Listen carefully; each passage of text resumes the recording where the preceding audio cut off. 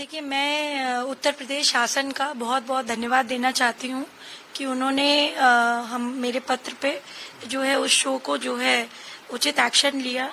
आदरणीय मुख्यमंत्री जी का, हमारे योगी जी का, आदरणीय डीजीपी महोदय का, श्री प्रशांत कुमार जी का मैं बहुत बहुत हृदय से धन्यवाद देना चाहती हूँ, क्योंकि इस तरीके के लोग जिस तरह से समाज में जो है अपशब्द कह करके और गालियां दे करके महिलाओं को जो है अमर्यादित रूप में प्रस्तुतिकरण करते हैं अपने कॉमेडी के लिए, अपने मुझे लगता है पैसे कमाने के लिए।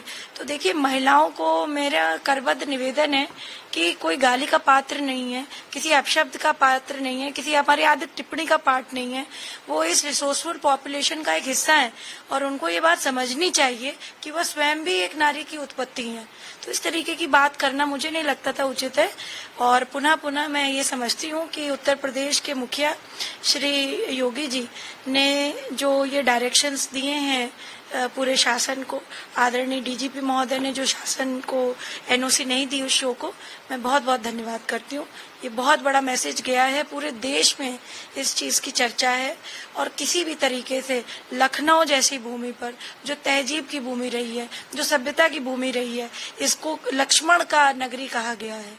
और लक्ष्मण जी तो कभी भी उन्होंने बर्दाश्त नहीं किया किसी भी महिला के लिए जो है मैं समझती हूँ किसी भी तरीके का अपमान नहीं बर्दाश्त किया।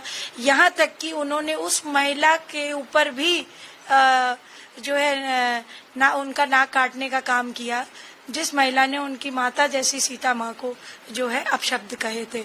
तो यानी कि कोई भी हो, महिला हो चाहे पुरुष हो, माताओं को, बहनों को आप गाली ना दें। जी, अभी देखने को मिल रहा है कि चाहे जो सोशल मीडिया पे ऐसे कंटेंट्स हो या जो तमाम यूट्यूब चैनल्स हैं, उस पर ऐसे कंटेंट्स की भरमार है, तो क्या इसके लिए कोई नियमावली बनाने की जरूरत है ताकि जो है इन कंटेंट्स को रोका जा सके? इस चीज के लिए मैं प्रदेश सरकार को अपनी तरफ से पत्र जरूर लिखूंगी और जो है मैं आदरणीय प्रधानमंत्री जी श्री नरेंद्र मोदी जी से भी यह विनती करती हूँ कि जो है इस प्रकार के कंटेंट को रोकने के लिए, क्योंकि यूट्यूब बहुत ही जो है किसी तरीके का उस पे रेगुलेशन नहीं है। हमारे छोटे से छोटे बच्चे के हाथ में आजकल डिजिटल फोन है।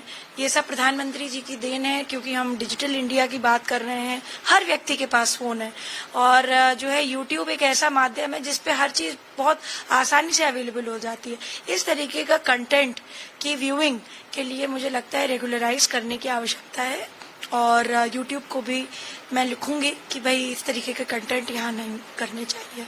जब चाइना जैसे देश में पॉलिसीज हो सकती हैं फेसबुक के लिए और अन्य सोशल नेटवर्किंग हैंडल्स के लिए, जापान में हो सकती हैं, कई जगह और देशों में हो सकती हैं, यूएई में अपने टर्म्स एंड रेगुलेशंस हैं, उनके इंटरनेट पॉलिसीज हैं पूरी, तो भारत में भी होनी चाहिए। मैम, आज उत्तर प्रदेश विधानसभा का बजट सत्र का पहला दिन था, काफी हंगामेदार रहा।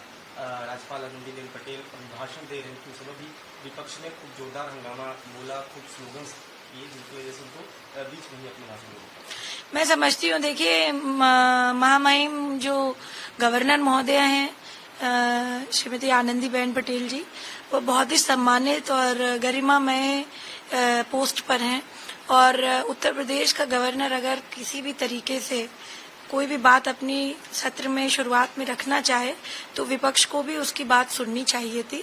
इस तरीके की अमर्यादापूर्ण व्यवहार करके वह खुद के संस्कार परिलक्षित करते हैं सारे लोग और ऐसा नहीं होना चाहिए। इस बात का मुझे बड़ा खेद है और उनको माफी मांगनी चाहिए।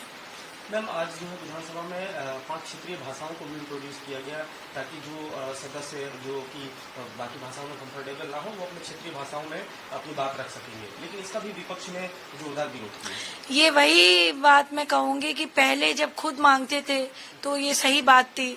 आज हमने इस बात को अपनी तरफ से कर दिया। आदरणीय मुख्यमंत्री जी के जो है विधानसभा के अध्यक्ष, मतलब मैं समझती हूँ विधानसभा के मुखिया होने के नाते उन्होंने ये बात करवा दी।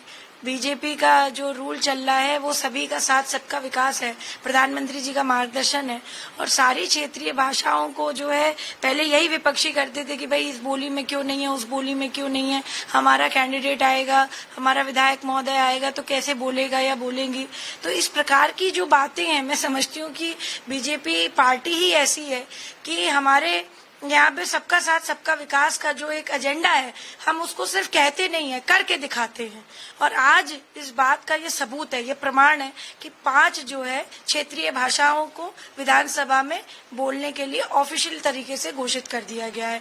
अब इस पे जो है विपक्ष को मिर्ची क्यों लग रही है, ये सवाल मुझे लगता है विपक्षियों से पूछना चाहिए, क्योंकि पहले यही लोग थे जो कहते थे कि भाई ये वाली भाषा को इंक्लूड करिए, इसको भी आप इंक्लूड करिए, क्योंकि जो है हमारे लोग कैसे बोलेंगे, कैसे वार्ता करेंगे, कैसे अपनी बात रखेंगे। और अब जब वो हो गया है तो इनको बहुत खराब लग रहा है। ये सिर्फ मिसगाइडेंस की बात करते हैं जी।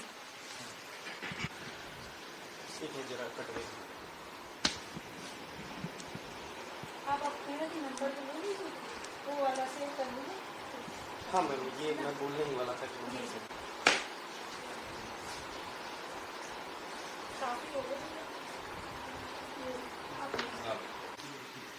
मैम उदित राज कांग्रेस के नेता हैं, पूर्व लोकसभा के सदस्य भी रह चुके हैं। उन्होंने बीएसपी सुप्रीमो मायावती के लिए अभद्र टिप्पणी का प्रयोग किया है। वो कहा है कि जिस तरीके से सामाजिक आंदोलन का उन्होंने गला घोटा है, अब समय आ गया है कि उनका भी गला घोटा। देखिए, महिलाओं के लिए इस प्रकार की बात, किसी भी दल की महिला हो उसका सम्मान होना चाहिए। और ये उदित राज जी उसी पार्टी के जो है नेता हैं, जो पार्टी उत्तर प्रदेश जैसी भूमि पर जब चुनाव की बारी आती है तो पैर चाटते हुए बहन जी के चले जाते हैं। तो मैं समझती हूँ कि इस तरीके की बात उन्होंने क्यों कही है, अपने आला कमान से पूछें वो पहले। और हो सकता है ये बात उन्होंने इसलिए कही हो कि आला कमान ने कही हो, तो बहन जी भी सचेत हो जाएं आगे के लिए कि जो है कांग्रेसी अगर आए तो उनके साथ कैसे उनको पेश आना चाहिए। अगर आप ये वीडियो YouTube पर देख रहे हैं तो हमारे चैनल को सब्सक्राइब करें और बेल आइकन को दबाना ना भूलें। अगर आप Facebook पर ये वीडियो देख रहे हैं तो हमारे पेज को लाइक करें।